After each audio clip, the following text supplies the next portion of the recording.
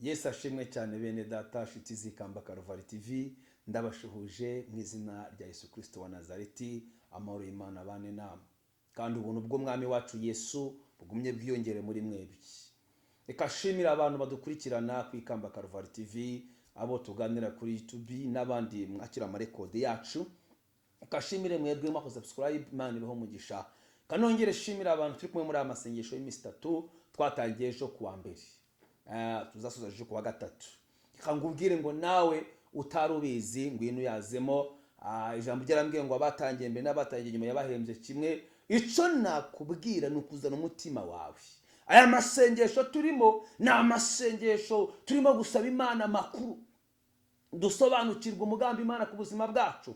Tunyuza ahantu hagoranye, duciye ahantu hagoranye, ariko hari igihe kimwe na kimwe umuntu abaho yasenze Imana ikongera ikururuka ikavugana nawe ikamuha amakuru. Umuntu agasenga Imana ikamuha ibyo atatekerezaga. Amen. Cyane ko itubwira ibyo abantu batari tubwiye. Imana iguha umugisha. Naho ni Reverend Pastor Steven uri imbere yawe kuri iyi saha. Ndashimira Imana uburyo udukunda, uburyo mwishuti zacu, uburyo kwa subscribe, uburyo usharinga inyigisho. Ndashimira Imana ko muduhora hafi kandi mutureka ko mudukunda. Imana ibaho umugisha, nanye ndabakunda kandi ndabasengera uko bukeye nuko bwije, amanywa na nijoro ndabasengera. Reka dusenge Imana tuganire ijambo ry'Imana. Mwami Imana yacu mu izina rya Yesu, ndaguhamagaye muri aka kanya ngo uzubane nanje na mwene datungurikiranye. Uyu musore, uyu mukobwa, uyu mupapa, uyu mumama uri kureba inyigisho, reka imbaraga n'amavuta bimwomeho kandi kugira neza ku mwami wacu Yesu uze ku buzima bwe. Ndasenze rero ngo ari nje nawe twunguke twese kandi twungukire mu ijambo ryawe. Ibyo ushaka n'ibyo ushima ubidukorere mu izina rya Yesu. Amen. Katuganira ijambo riri muri Zaburi ya 15. Umurongo wa mbere ni ijambo numva shaka kuganira nawe, nubwo usanzwe urizi, nubwo waryumvise, ariko rize kukubera rishya mu izina rya Yesu. Biravuze ngo Zaburi ya 15, Zaburi ya Dawidi. Uwiteka, ninde uzaguma mu ihema ryawe? Ninde uzatura ku musozi wawe wera? Nugendera mu bitunganye, agakora ibyo gukiranuka, akavuga iby'ukuri nk'uko biri mu mutima we, atabeshesha abandi ururimi rwe, ntagirire nabi bagenzi be, nashusha inguru y'umuturanyi we. Haleluya. Mu maso y'umunyagisuzuguriro arahinyurwa, ariko abatinya Uwiteka arabubaha. Icyo yarahiriye naho cyamugirira nabi ntiyivuguruza. Imana ishimwe cyane. 5. Ntaguriza ifeza kubona indamu zirenze urugero, cyangwa niyemera ibiguzi by'utariho urubanza. Ugenza atyo ntabwo azanyeganyezwa. Imana itugirire neza cyane. Imana idufashe. Aya amagambo yavuzwe na Dawidi, cyari igihe kigoye. Urabona ni nk'abantu babiri baganiraga, Dawidi n'Imana. Dawidi arimo arabaza icyatuma aguma ku musozi w'Uwiteka. Niki cyatuma uguma ku musozi w'Uwiteka uri mu bigeragezo? Umutwe w'iri jambo w'inyigisho nawuhaye ngo icyatuma uguma ku musozi w'Uwiteka ni ubusabane bwawe n'Imana. Icyatuma utsinda ibigeragezo ni ukumenya icyo wahamagariwe gukora. Yesu ashimwe cyane. Iyo uzi mission yawe, iyo uzi icyo ushaka, iyo uzi icyo wavuganye n'Imana, ntabwo ushobora kuva mu murongo. Ntushobora gutandukana n'icyo Imana yavuganye nawe. Nkuko umuntu wamaze kunywa amata utamutandukanya n'amata, nkuko umuntu wamaze kunywa inzoga utamutandukanya n'inzoga, ni nako umuntu wamaze kwakira ijambo ry'Imana utamutandukanya naryo. Zaburi yatangiye atubwira Dawidi, avuga ngo ninde uzaguma mu ihema ryawe. Ibi bihe turimo bya COVID byo kuguma mu rugo, naho mu rugo iyo usenze muri amasengesho y'imisi 3, kangubwire kino kintu. Muri amasengesho y'imisi 3 ndagira kukwibutsa yuko hari amakuru uzakira, hari ibyo uzabasha kumenya. Imana izaguhishurira, Imana izakuganiriza. Uyu mwaka tugiye kwinjiramo ni umwaka tugomba kujyamo twamenya amakuru. Murokore nyawe amaze kumenya amakuru y'uyu mwaka. Turi mu kwezi kwa 11. turyo meze kwezi kwa 12. Uyu munsi wa none ni tariki zigaragaza ko ukwezi kusigaje iminsi mikeya. Yesu ashimwe cyane. Kuko niba tugeze 24 tuba dusigaje iminsi mikeya. Ariko ndiho ndabaza ngo ninde uzaguma mu ihema ry'Imana? Ndiho ndakubaza. Bibiliya tubwiye ngo nugenda mu nzira zitunganye, nukora ibyo gutungana, nuwemera agacirizwa abandi badacirijwe, nuwemera akambara icyubahiro cy'Imana abandi bagitereye, ni uzaguma ku musozi w'Uwiteka. Imana iguhe umugisha. Tumaze iminsi ndiho nibaza, ese kumurokore yatinda mu kigeragezo bishaka kumukuraho ubwiza bw'Imana? Ese kumurokore yatinda gusubizwa bishobora gutuma tuka Imana? Mukarambwira ngo oya. Bibiliya yambwiye ngo abanjye ndabazi, nabashyizeho ikimenyetso. Hari ikimenyetso umurokore agendana. Umurokore wamenye Imana iyo asenga Imana yumva Imana iri bugufi bwe, yasenga Imana yumva Imana iri hafi ye, yasenga Imana yumva umutima we n'Imana bimaze kwegerana. Ngo nugendera mu bitunganye agakora ibyo gukiranuka. Muri iyi minsi ndongera ngo usabe gukora ibyo gukiranuka mu izina rya Yesu Kristo. Imana iguha imbaraga zo gukora ibyo gukiranuka. Imana iguha imbaraga zo guhangana na kamere, zo guhangana n'icyatuma utabona umugisha. Utabeshesha ari ukuntu umuntu kubesha twabigize nkaho ari ibintu biri simboli. Kubesha umuntu kuvuga ibyo atazi, kuvuga abakozi b'Imana, kuvuga famiye. Urasanga umuntu yavukiye mu muryango naheruka no kubasura, aheruka no kubahamagara, niyo umbajije ngo uri sonati bakubwira ko ari Rwanda y'isi. Mbese kubesha ni ibintu byoroshye. Ariko biriya tubwiye ngo utabeshesha abandi ururimi rwe. Biravuze ngo kubesha byatuma utaba ku musozi w'Uwiteka. Kubesha byatuma utaba mu nzu y'Uwiteka. Byatuma utabona ubugingo buhoraho. Byatuma utakira amasezerano. Cunguza uburyo umwete urebe n'ikihe kintu kiri kugutuma muri iyi minsi wiri gubesha.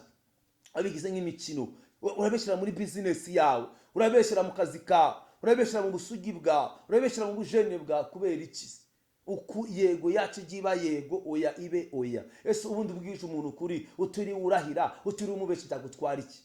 Ndagira ngo ngubwire ni wirwanirira ibyo uzarwanira ushakisha bizarangira vuba. Ariko data nakurwanirira uzabona ubutsinzi. Yesu ashimwe cyane. Ngo mu maso h'umunyagisuzuguriro arahinyurwa. Igihe cyose umuntu ufite igisuzuguriro ntabwo yemerwa. Reka ngubwire, niba ufite igisuzuguriro ukaba utari kwemerwa ahantu, ariko kumanuka ukaba wemewe, ihangane gato. Nimara kukwemera izakwemeza abantu, nimara kukwemera izagukingurira imiryango. Umuntu yakwemera none, hari ibintu wenda nka bitatu ngiye kukubwira. Ushobora kuba ukora ahantu ukemerwa n'abantu bagukunda bitewe n'aho ukora. Ushobora no kuba wenda waragize amahirwe yo kwakira ubutunzi ukiri mutoya cyangwa se unakuze, ukemerwa ahantu hose. Ariko mu by'ukuri abantu bakaba batemera wowe, bakaba bemera ibyo utunze. Noneho igihe kimwe bya bintu byakuvaho, abantu bakakuvaho. Hari igihe umuntu yicara nko mu ntebe bitewe n'umwanya afite, abantu bose bakaba bamwemera. Ariko igihe kikagera abantu bose bakakuvaho bitewe n'uko si we bemeraga. Bemeraga icyo uri cyo. Rimwe na rimwe aho ngaho kakomerekera. Abantu nta muntu ukindeba. Humura, umenye ko abantu nuko bateye.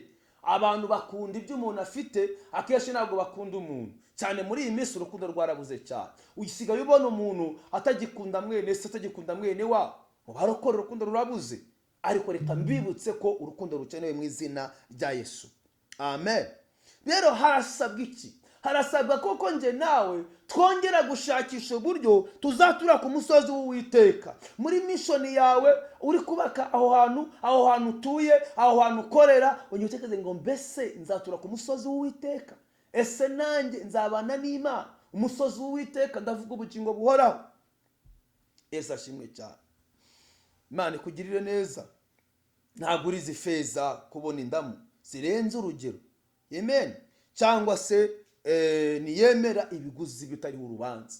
Hano ndaza kwavuga cyane. Umuntu agenda akakubeshyira kugira ngo abone umugisha, kugira ngo abone ibintu, akagusebya.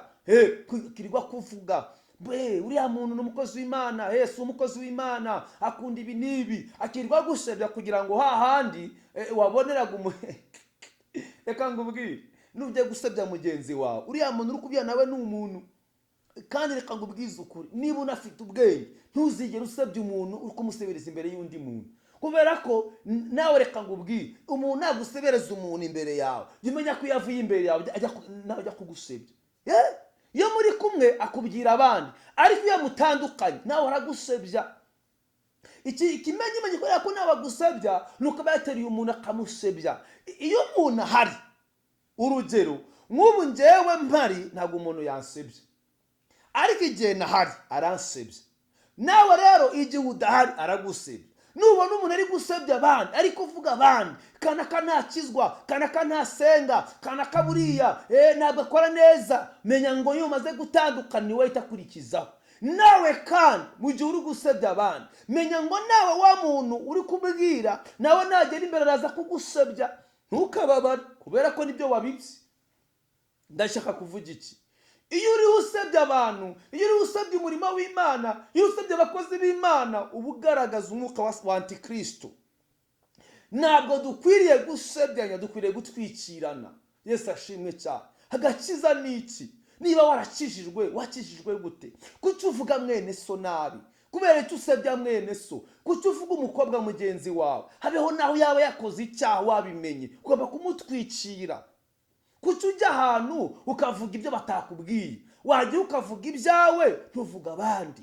Ntabwo uyu mwuka ari mwiza. Uyu ni umwuka wa Gahini, ntabwo ari umwuka wa Abeli. Abeli yari umwana muzima, Gahini iteka ryose yakoraga ibinyuranye n'ubushake bw'Imana. Uyu umuntu afite umwuka wa Abeli aca bugufi. Iyo umuntu afite umwuka wa Abeli agira urukundo. Iyo umuntu afite umwuka wa Abeli ntabwo amubwiriza gukorera Imana. Ariko umuntu ufite umwuka wa Gahini ahora ahanganye, ahora asebya, kanaka gikuzimu, kanaka amaze gukira, buriya bintu afite yabikuye kuri Satani.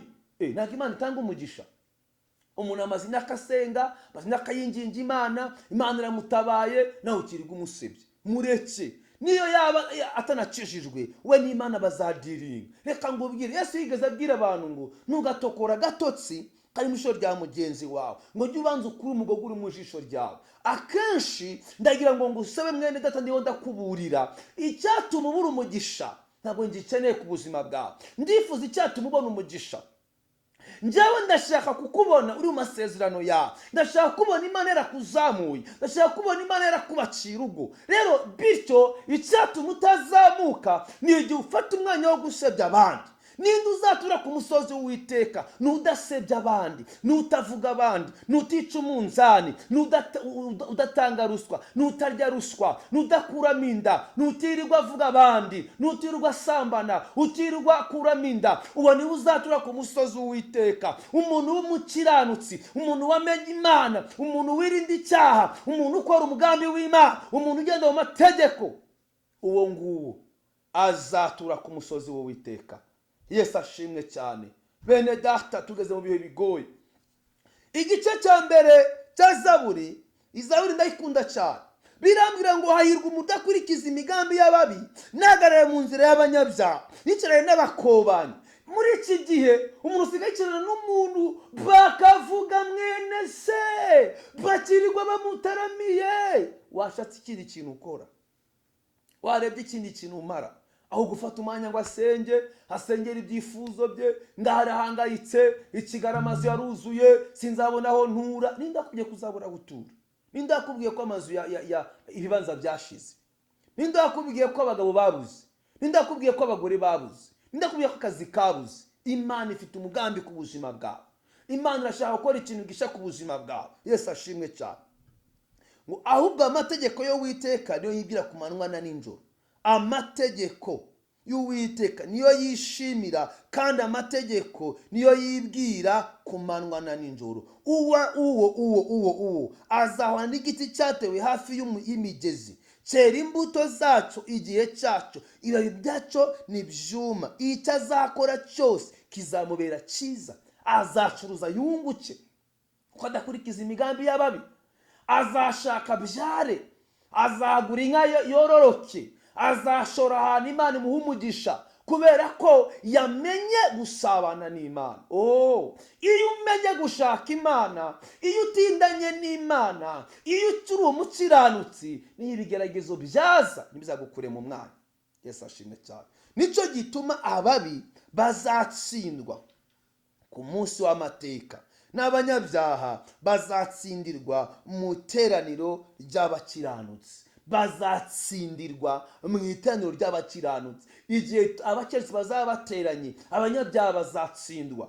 Bene data bakundwa mu mwami wacu Yesu Kristo, tugeze igihe cyo guhangana n'umwanzi Satani, tugahangana na Antikristo, tukemera Imana ikagaragara muri twe, tugahangana n'imbaraga za Illuminati, tukabwira abantu ko Yesu aje gucyura itorero, tukabwira abantu ko aje gukora imirimo n'ibitangaza. Birahishurwa, bigiye kumenyekana, hagiye kugaragara bazi Imana ya bazakora iby'ubutwari. Igihe kirageze ngo Imana isoza amasezerano y'abantu bayubashye. Igihe kirageze ngo Imana isoza abantu amasezerano y'abantu basenze. Nubwo bimeze gutyo, Imana iracyagufiteho umugambi. Yesu ashimwe cyane. Biri kumenyekana. Buriya reka ngubwire, gukorera Imana kwawe niyo wakora utanezeza abantu, ukanezeza Imana, ejo Imana izaguha kunezeza abantu. Yo ubwayo ifite ukuntu izadiringa n'imitima ya bantu bakagukunda. Reka ngubwire, muri iyi minsi hari ikintu kimeze nk'aho ari ipigano. Bana sifiwe. Ipigano ariko ririmo ikinyoma. Abantu barashaka uburyo babaho ariko batunzwe n'ikinyoma. Amen. Reka ngubwire, wowe wamaze gufata icyemezo cyo kubagarara mu kuri, emera ubeho kubayeho, ariko Imana izakugirira neza. Amen. Gatatu avuze ngo kuko Uwiteka azi inzira y'abakiranutsi, ariko inzira y'ababi izarimbuka. Inzira y'ababi izarimbuka. Uzabikora, amafaranga uzayabona, uzatekenika, ariko igihe kizagera ibyawe birangiriye aho. Ariko abakiranutsi tuzakomera. Abakiranutsi tuzonga dusubizwemo imbaraga. Komera ushikame, umwami wacu ari bugufi. Ndagira ngo dusengane Imana. Niye jambo nari ngufitiye, ndongera kukwibutsa ko uzatura ku musozi w'Uwiteka nuko byo gukiranuka. Niyo mpamvu nakubwiye ngo wowe n'Imana mujye muhura, hagati yawe n'Imana nta muntu urimo. Kandi ikindi jya ubwiza Imana ukuri. Waguye, wacitse intege, akazi kabuze, covid yabaye covid, bwiza Imana ukuri.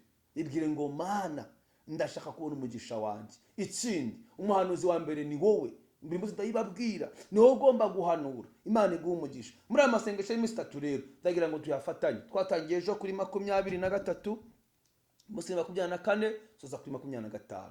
Bwana sifi, z'ukwa 11.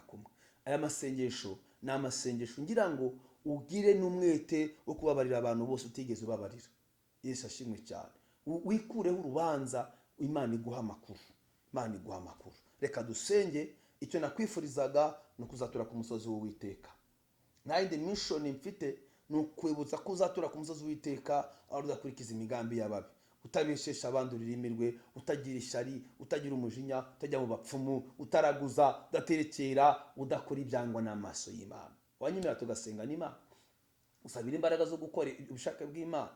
Imana ikugirire neza. Data, mu izina rya Yesu Kristo, ndasengera uyu muntu uri kwifuza guhinduka. Mbese nubwo abesha ariko ntabikunda, nubwo asamuna ariko ntabikunda, mu imbaraga zo kubivamo, mu izina rya Yesu Kristo, reka umusuke amavuta azature ku musozi wawe wera, abo mukiranutsi, abo mukobwa wemewe, abo musore wemewe, abo mugabo n'umugore wemewe, akijijwe afite umutima utunganye. Mu izina rya Yesu Kristo, ndirukana imbaraga zo mu miryango, imbaraga za karande, umukuko buza kwakira ukurwa ku buzima bwawe. Mu izina rya Yesu, kawakira amasezerano mashya. Reka Imana ikuvomerere, reka Imana ikuzuze, reka Uwiteka Imana Nyiringabo akore cyane ku buzima bwawe. Benshi bazatangare babonye Imana iguhembuye. Kandi ku musozi w'Uwiteka niho ngwifurije. Kandi wirinde gutura kugenda n'ababi, kugira ngo utazatakaza umugisha wawe. Mana, muri amasengesho y'iminsi 3, umumperemo umugisha, umushingurire imiryango, umuhema akazi, umuhema urushako, umuhema urubyaro, umuhema amahoro, umuhema gutabarwa, umuhema gukira icyaha n'ingovu y'icyaha, mu izina rya Yesu Kristo. Kandi isezerano ryawe risohore ku buzima bwe. ndagushimiye mwami kuje gukora ibitangaza kuri we. Reka ibyo ushaka n'ibyo ushima abibonesha amaso ye. Nanjye mushimiye ko umugiriye neza, haba nje haba we. Twiyemeje kuzatura ku musozi wawe wera, kandi nyemerere Data iri shyaka n'umuhati dufite tuzabashe gutura kuri uyu musozi. Byose mbisabye mbyizeye mu izina rya Yesu, amen.